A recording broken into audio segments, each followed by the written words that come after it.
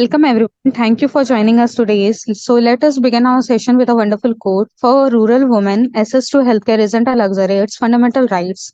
Good evening everyone. I Shilpa Kumari Prasad being your host for today's international webinar on the topic Condition for the Women Healthcare in Rural Areas. Extends my warm greeting and a very good morning to all of you present here. As we know, the condition of women's health in rural area is overall state of the physical, mental, or the social well-being of women living in rural regions, including access to healthcare services, prevalence of diseases, reproductive health, maternal care, nutrition, and social economic factors affecting their health outcomes. The involvement in addressing the condition of the women's health in rural areas includes the community engagement, health education, capacity building, partnership, research and data collection. And as we talking about the Sams Welfare Foundation, we are the Section 8 not-for-profit company registered under the Companies Act 2013 with the various recognition from NITI Aayog, MSME, MPCON, DDUs, GKY, and more recognized as well as startup by DIPP, MCI, and awarded Best Service Award for National Contribution SIMS Group with an active network of 5,000 professionals, published books, and an international journal, organized education and health camp for unprivileged children, promoted digital and financial literacy, and contributed to society. Our initiative DIGISAKSHAM has developed contain for 300 plus courses in IT, BFSI, retail, entrepreneurships impacting diverse age groups. We have executed a scaling project for 600 inmates, signed MOUs for training, collaborated with various organizations, and conducted international conference. Fem Leads and the SEMS initiative empowers women through workshops and newsletters, conducting awareness program in digital literacy, marketing, and career development across different industries. We have impacted over 1,000 of the women across states and recently celebrated a milestone of 100 women associated with the program. On behalf of the whole SEMS family, I welcome you all to today's international webinar on the condition of the women's health in rural areas. And to add to our guest of honor, today's speaker is Marut Joshi. It is a great honor to have you serve with us. We are grateful for your presence here with us today. Now let me introduce to you to the speaker. He is the illustrators, speaker, nutrition consultant, counselors, health and wellness coach. Okay, so hello everyone. Before I go ahead with my small presentation, I would appreciate Shilpi for throwing so many points. They even those points covers the kind of agenda that we'll be discussing today. So it was great that the platform knows what we'll be discussing about. We'll be discussing about the condition of women in rural areas, particularly when we talk about with respect to their health. So I did my master's in nutrition, and there we have a subject called public health nutrition. So my exposure about this topic started in 2021 when my professor started giving us statistics about the way women health and the way women health is moving ahead when we talk about rural areas, and how it is lacking behind when we compare it to its urban counterparts. Before we go international and we start comparing the status of our women as compared to West and other regions, we should first look for the disparity that exists in the subcontinent itself, especially in our country. So, keeping that in perspective, I have prepared this short presentation. So the condition of women's health in rural areas, understanding challenges and opportunities. So here we begin. So before we dive into the topic, let us be aware that why it is grave for all of us to know the condition of women in rural areas. So out of 135 crore population in India, 65.13% lives in the rural setups, which, let me remind you, is a very big number. Very big number.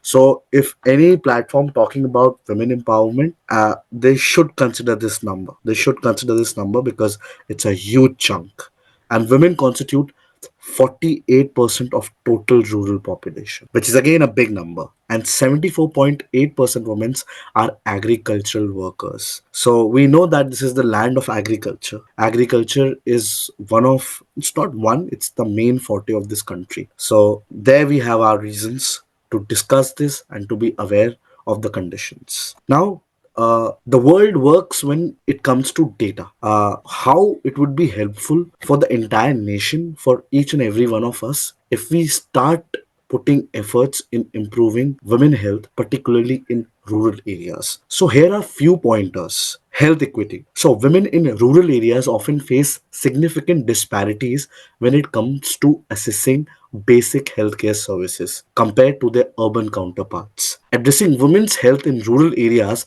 is crucial for achieving health equity. And equality is comes under the basic fabric of this country. So ensuring that all women have access to the essential health care services regardless of their geographical location. So a woman sitting in a village in Kashmir to the woman who is sitting in some kind of a town in Kerala or maybe in Northeast, they should all be entitled to proper healthcare services. Now, impact on families and communities. Women play a crucial role in families and communities, especially in village areas. Their health directly impacts the well-being of entire household.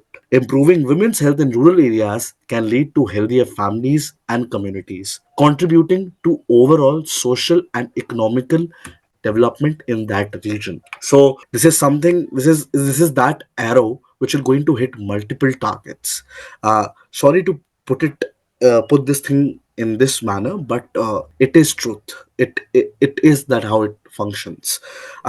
Encouraging women health will going to impact the entire family, and in turn the economical and social strata of that particular village or region will improve. Maternal and child health. Women health is closely linked to the maternal and child health outcomes. By addressing women's health issues in rural areas, such as access to prenatal care, maternal nutrition, and family planning services, we can improve maternal and child health outcomes and reduce maternal mortality rates. So nowadays we see that there are certain villages, certain areas where children are not healthy, or there are region which are deficient in particular nutrient, or there is some kind of disorder which is occurring in that particular region. It has a direct relation with the maternal health. A healthy mother means healthy offsprings and healthy future offsprings. So in this way, we are impacting our future generation as well. Empowerment and gender equality. Investing in women's health in rural areas is not only a matter of health but also a fundamental aspect of promoting gender equality and women empowerment. For an NGO who is working thoroughly with women empowerment and liberating women and letting them know so many things around the world, and basically they are also doing some kind of empowerment. So if we can do something about women health, that will also be one of the contributing factors. Last point, preventive healthcare. Focusing on women's health in rural areas include promoting preventive healthcare measures such as vaccination, screenings, and health educations. So these are reasons for our government, for particularly ourselves, to look into this topic, to start investing in this topic and take this thing up seriously. Now, there are few health indicators that exposes the way women are living in rural areas, and which is a tight slap to all the data which tries to equate everything, or which tries to generalize everything. So few health indicators were maternal mortality rate. It in rural it was 34.4 per 100,000, compared to its urban counterpart, which was 20.9 per 100,000 live births. You can clearly see the disparity. Child marriage prevalence, it was 35% in rural region, and in urban it was only 18%. Access to healthcare, 0.36 hospitals for 1 lakh people in rural areas and 3.6 hospitals per 1 lakh population in urban areas. The data itself speaks clearly for itself and shows a big disparity, and this is something which needs to be taken upon. I mean, it's been 75 years, I guess, and still we are seeing such distorted numbers, and it's heartbreaking, and especially when the entire country is surviving on agriculture. So we need to look upon it. And moving ahead, the challenges that are faced by women in rural areas. First, geographical barriers. Rural areas often lack adequate health infrastructure, including hospitals, cleaning, and trained medical professionals. A couple of months back, I was seeing a YouTube clip, and there was this villager, and somehow he used to work in a in the capacity of a compounder in some nearby town. So there he learned how to give anesthesia and other things. Now his very own village doesn't have basic medical facilities. He started using those learnings there. I mean, this might look like really divine task that he's doing, but it clearly shows the picture of our country. Like we are doing anything, anytime, and everywhere instead of investing on right people, on right infrastructure. Limited availability of services. There are services, but their number doesn't match the number of people which they have to cater. Financial constraints. Rural women often face financial constraints that prevent them from seeking timely health care. The cost of medical consultation, medication, diagnostic test, hospitalization can be prohibitive for many families in rural areas, leading to delayed and inadequate healthcare seeking behavior. Lack of awareness and health literacy. Despite so many government programs, and many other policies, there is still lack of awareness about basic health knowledge. Many women may not recognize the symptoms of health problems or understand the importance of preventive care, leading to missed opportunity for early intervention and treatment. Culture and social factors. Cultural beliefs and social norms and gender roles also play a crucial role in women's access to healthcare. Factors such as stigma associated with certain health condition, lack of decision making autonomy, barrier to discussing health issues openly can deter the woman from seeking medical help. So not only providing infrastructure but also putting people on ground that could educate women about the various opportunities and various domains that exist and make them believe that discussing couple of things won't harm their social integrity. Now, method to improve maternal health in rural areas. So here's a small request to all of the participants, irrespective what this PPT provides. I would want everyone to focus on this particular slide because if we are able to produce some kind of positive impact in this domain, which is maternal health, many problems could be solved. So, here are a few tips. Enhanced healthcare infrastructure, investing in building, upgrading maternal healthcare facilities, including maternity wards in primary healthcare centers, community hospitals. It's okay, big hospitals cannot reach the rural areas, but community hospitals can do that. Ensure availability of essential equipment, medication, skilled healthcare providers, promote antenatal and postnatal care, implement programs which can encourage early and regular antenatal care visits for pregnant women in rural areas, provides education and counseling on maternal nutrition, prenatal care, childbirth, and postnatal care to improve maternal and child health outcomes. Skilled birth attendants. Train and deploy more skilled birth attendants, including midwives, nurse midwives, to rural areas to assist with safe deliveries and manage obstetric emergencies. It's being done, but there are so many regions which are still unaffected with all these initiatives taken by the government. So, promote the use of birth plans and birth preparedness strategies to ensure timely access to skilled care during childbirth. Number four, community based interventions. Engage community health workers and local healthcare providers to conduct maternal health awareness campaign, health screenings, home visits for pregnant women and new mothers, encouraging community participation in identifying and addressing maternal health needs, including cultural and social determinants of health. And the best part, mobile health solution, which we'll call mHealth. Utilize mHealth technology such as mobile apps, text messaging services, teleconsultation to provide maternal health information, appointment reminders, virtual consultation for rural women, expand telemedicine services to connect rural healthcare providers with specialists for consultation and support in managing maternal complication. Empowerment and education, which we have discussed in the earlier slides, also will play a crucial role in promoting maternal health in rural areas. Now, one of the most crucial aspect when it comes to women empowerment in rural areas and status of health in women in rural areas, it is poor reproductive health care services, which in my opinion is the root cause of, or which is the basic cause for many of the issues. And if we are able to conquer it somehow, we can actually make a really big impact. So instead of putting out data and putting out my very own personal opinion on it, I wanted this to be research backed. So I found a research paper on this. So the title says, how prepared are young rural women in India to address their sexual reproductive health needs? A cross-sectional assessment of youth in Jharkhand. So there they chose their population, which was young rural Indian women, and they wanted to see whether they have the basic sexual and reproductive health information. And there you go. Youth focused interventions have been shown to improve agency and self efficacy of young women to make decisions regarding their sexual and reproductive health. The objective of this study was to assess young women's sexual and reproductive health knowledge, describe their health seeking behaviors, describe young women experience with sexual and reproductive health issues, including unwanted pregnancy, abortion, and identifying sources of information, including media sources.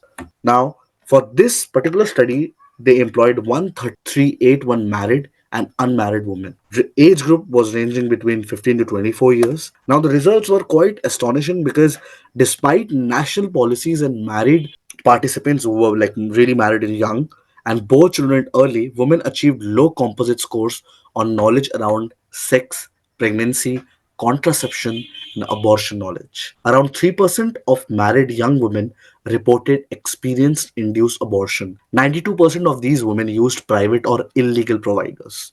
Married and unmarried women also had limited agencies when it comes to decision making, freedom of mobility, self efficacy, and financial resources. Most of the women in the sample received sexual and reproductive health information by word of mouth, which is quite surprising in this generation where information has become just a seconds away.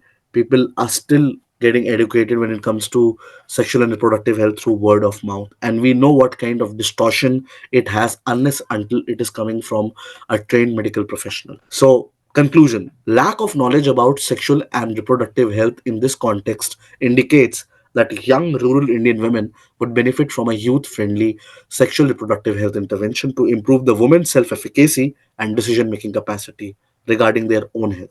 So this is one of my domain, which is nutrition. So which is, in my opinion, is one of the things which is easy to implement and can have a lot of impact in future outcomes, because if we correct this we can save a lot of bucks for the later part of the development process. So understanding malnutrition in rural women of India, types of malnutrition.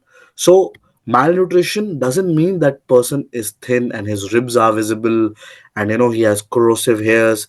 It can also be overnutrition, which is obesity, diet related non communicable disease. So what are the possible causes of this malnutrition in rural segment? Inadequate dietary intake, limited access to diverse and nutritious food due to poverty, which is the main reason, food insecurity, lack of awareness about balanced diet, poor health infrastructure, limited access to healthcare services, socioeconomic factors, low education levels, limited employment opportunity, gender disparities, access to resources and decision making. There has been study which has shown that males were less prone to certain type of nutrient deficiencies as compared to women. Though they were living in the same household, they were living under the same roof, still it was very much visible. Impact on health. So, what are the risks associated with this? Maternal health risk. Malnutrition during pregnancy increases the risk of maternal complication. Now, which can result in low birth weight, maternal mortality, cancer, future genetic diseases, and many more things to come. And it doesn't stop to one offspring. This will be continued from one generation to another. So, if we strengthen one mother, we are going to impact a lot. We are going to produce a lot of results. So, just be careful, be vigilant when you see a pregnant lady not following a proper nutrition, because this might affect the entire generation which is about to come. Child health implications. Maternal malnutrition contributes to poor fetal growth and development. Now, the fetal in the later part of its years will be prone to diabetes, hypertension, short lifespan, stunting, and cognitive impairments. Long-term health consequences. Malnutrition in women can have a lifelong health consequence, including increased susceptibility to infection, impaired immune system, and chronic disease. Now, here are few tips which can actually help government as well as any organization who want to uh, introduce certain intervention that can help that particular community get rid of problems like malnutrition. So number one is nutrition education and counseling. It is like telling people about basic nutrition knowledge, about basic foods, about basic diets, about the role of basic micronutrients, how they can obtain it in a cheap possible way. Food security and livelihood support. Certain food security, certain intervention needs to be produced in a community so that they can ensure proper food, proper support for themselves. Uh, Maternal healthcare interventions, which we have already discussed a lot about how we can empower mothers, how mothers need to take care of themselves, how mother needs to be taken care of, water sanitation and hygiene. So, I mean, it's really cool to invest a huge amount of money in making big drugs, having major vaccine breakthrough. But if you can avoid an endemic or any short disease, why not to go in that way? So water sanitation and hygiene will play a very big role in upcoming times when immunity would be compromised on a larger scale. Community empowerment and participation. Engage community women's group, which is happening in this country, and I can see it happening, but it need to happen in other regions as well. Local stakeholders in designing, implementing nutrition intervention, ensuring cultural sensitivity and community ownership. Nukkad natak, theater. These are the few things that can help village people or people who are residing in rural areas to be more aware of the policies that are happening, to be more aware of the disease that are occurring due to these silly malnutrition practices. Monitoring and evaluation ensure that success to ensure success particularly, it's also important that we evaluate, we see whether these policies have worked or not. If we go little back and we see this data, which is the health indicators affecting women, so it's also some kind of a data done by the organization itself. The numbers have been taken out, but the very idea is not only evaluate but also see some kind of results. So it's not always about being vigilant and evaluating each and everything. The results should show trend, and I'm saying trends without a bias. So that's it. I mean, I would end my presentation with a conclusion that the health of poor and rural women is a complex and urgent issue that requires multifaceted solutions, targeted interventions. These women face numerous challenges, including limited access to healthcare services, inadequate nutrition, lack of education, and socio-economic barriers. However, it's crucial to recognize that improving their health is not just a matter of addressing medical issues, but also involves addressing social determinants of health and empowering these women to take control of their well-being. That's it from my side. I will be open to questions. Hello. Hello. Good evening, sir. Good evening. Good I'm evening. I'm GD Garg from Lucknow. Okay. Okay.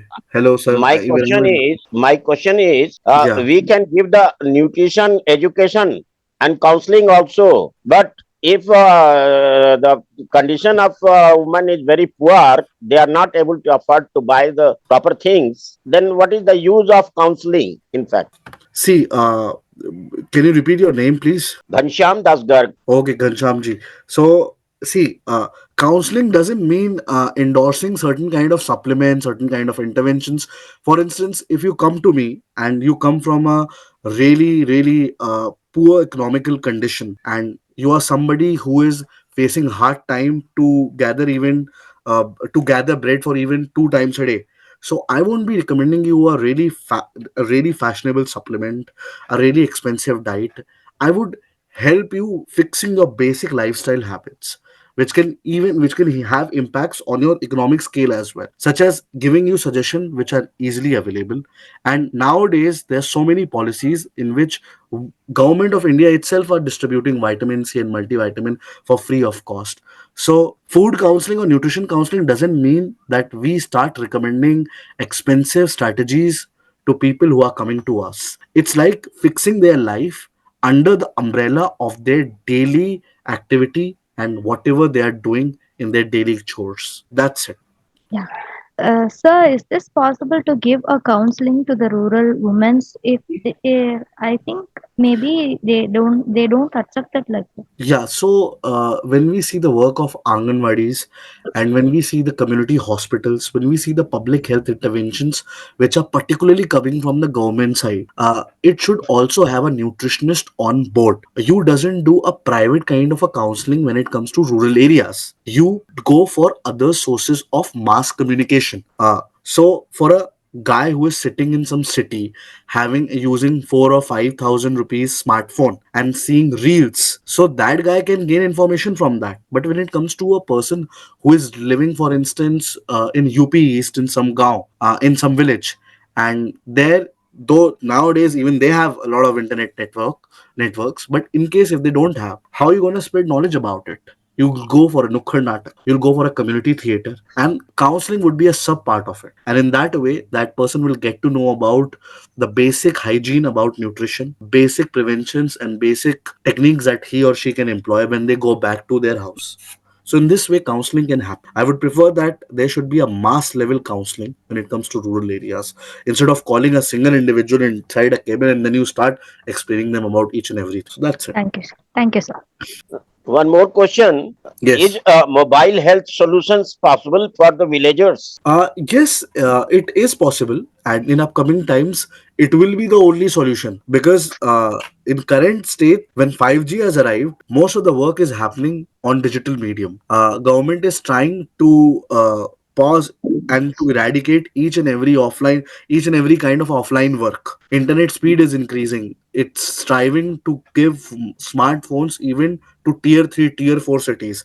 Now, if we have such a crucial source of information in our hand, which is cheap of cost, which is cheaper, and internet connection is also cheaper, so why not make them aware through that? The question is that. So that's it. It will going to grow with upcoming times. It's still growing, Thank but you, it sir. has a long Thank journey. you. Yeah. Thank you, sir. Yeah. Sir, sir, this is Tripura. Yeah. Please go ahead. Sir, I have a suggestion. There is a college students, right? There is an NSS team and NCC. We can do camps from them. We can get some give some information to them to in malnutrition. This food you should take in the pregnancy period. We can do like that. It's a good way, right? Excellent, Tripura. And this is how it should be done, because Anganwadis and all the community hospitals, they have their ads when you go to inside to these hospitals about breastfeeding, about polio. So in this way, like if NCC, who is doing all these such activities on a mass level, they can also serve as a form of communication.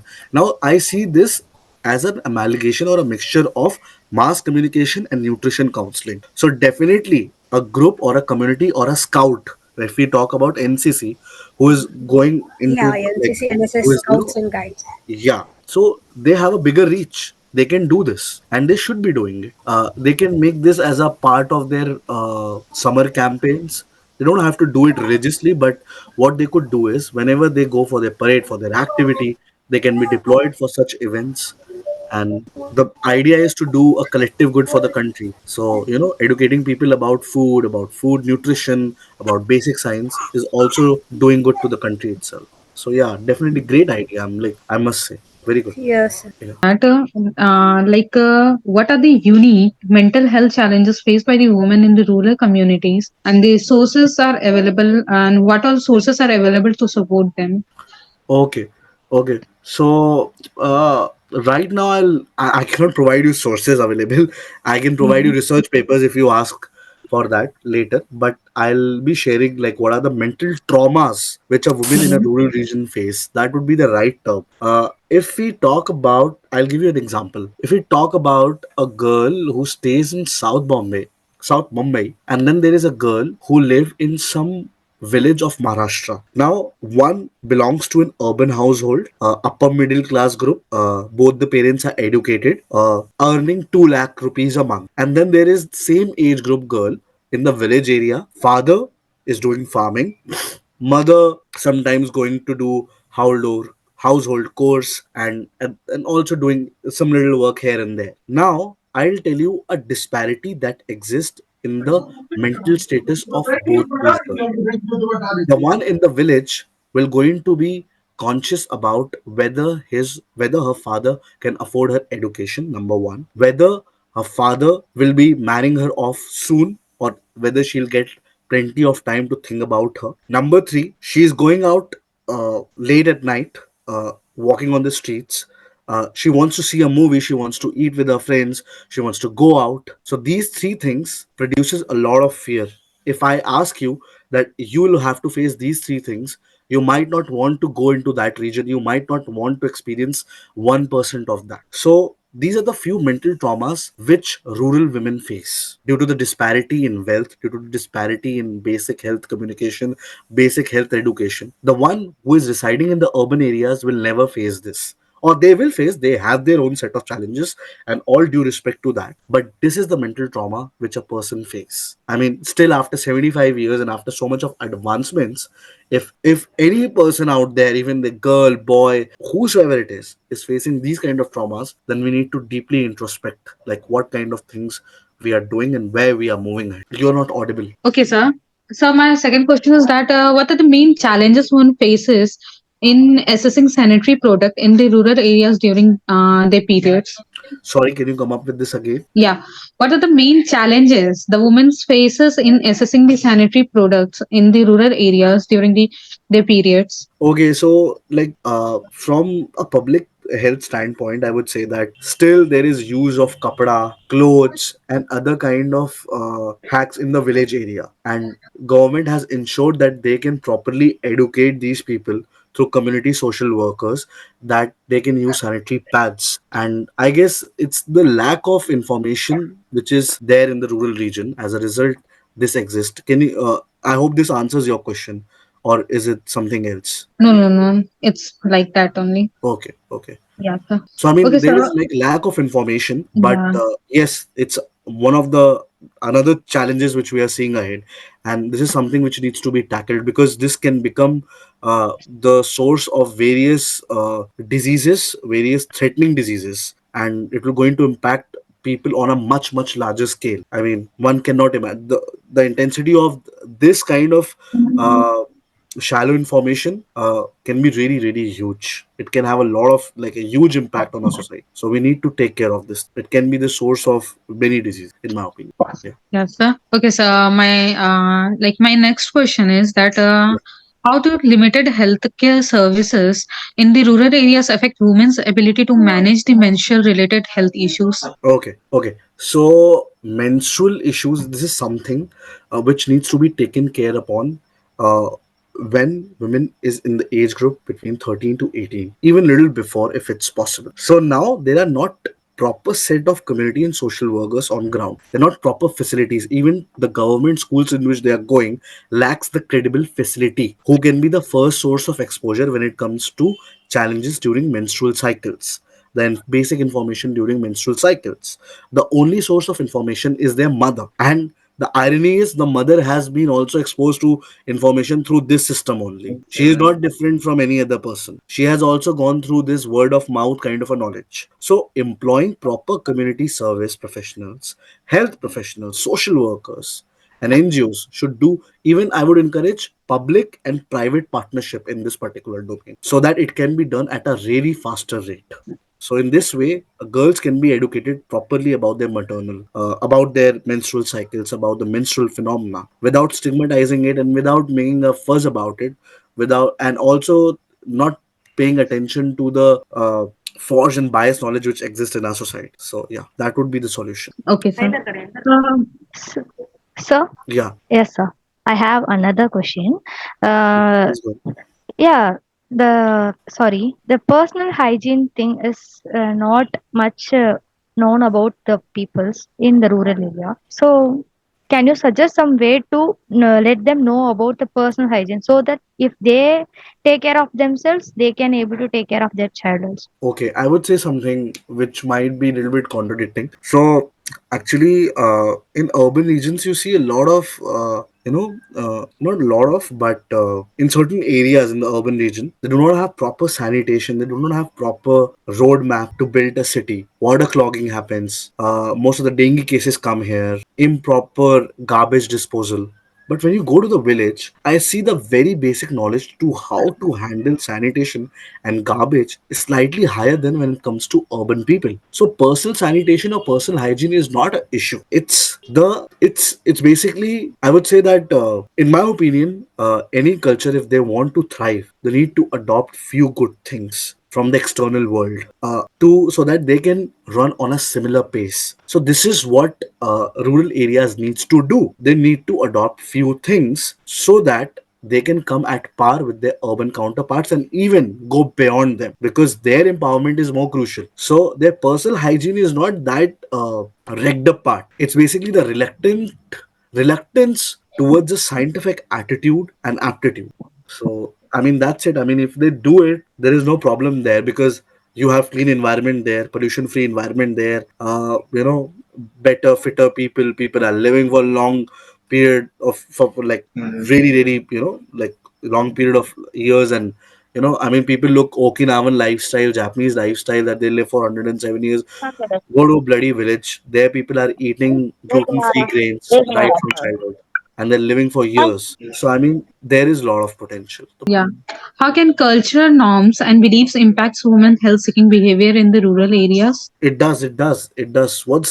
I would like to ask you, what's the biggest source of culture for a woman in rural areas, according to you?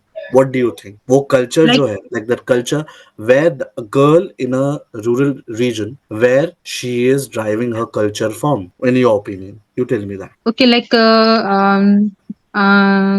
what I can say, in the rural areas, the and the culture is they are very like what I can say. Okay, so your question was how cultural norms can impact the health of women in rural region. Am I right? Yeah, sir. So the if we talk about the how, so what's the biggest source of culture for a woman who is living in a rural areas? Her mother, her father, Yes, sir. her Yes, sir. neighbors, her society. What are the things that have been happening before her birth? What are the things that she's been hearing from her parents, who are the first source of basic education in any household? The reason why what we are, whatever our psychological built up is because we have seen our parents, we have seen our close ones, we have seen the people who live in our vicinity so much that we have adopted it, and it has been deeply ingrained in our fiber. So that affects our knowledge regarding health. So if they are not aware of the proper things, if they're not aware of the scientific attitude, if they're not aware of the right practices, you can't expect that person to know everything. Now, the second source of education would be schools. Even there are not proper facilities available in the school itself. So, in this way, community is impacting the basic knowledge which a girl should carry during her growing up years. So, that's There it. are dyes also. There are dyes also, which are knowing everything.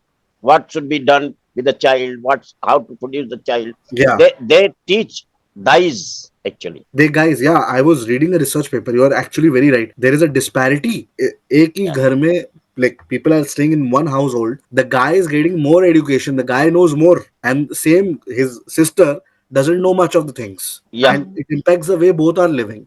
Both are eating same food. Both are coming from same economical background. But why there is the upliftment of the brother, but not the sister? So you are Okay. very right. Actually, they educate guys, they invest on guys, but they do not invest on girl child, which is Okay. again reluctant towards the scientific aptitude. One needs to look and adopt a good part of the culture. So that's it. I mean, that's how Okay. community Okay. impacts. Okay. Again, thank you for all attending today's webinar. And if you have any additional question, you can contact us by email or telephone. We are very happy to provide additional support to you. Please follow us on social media and subscribe to our YouTube channels for new learning.